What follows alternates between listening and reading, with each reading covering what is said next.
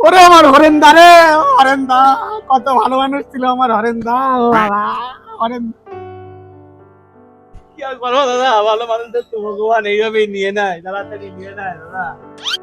80 বছর বয়স ছিল, কিন্তু মানুষটা ভালো ছিল ওরে হরেন্দা। কিন্তু দাদা এই বয়সে আমি কত অ্যাক্টিভ ছিল, কত সুন্দর দৌড়াদৌড়ি, কত কিছু করতো দাদা। জন্মের তো ল্যাংড়া ছিল, কিন্তু মানুষটা ভালো ছিল দাদা গো। কি অবস্থা দাদা, আর কেঁদো না দাদা।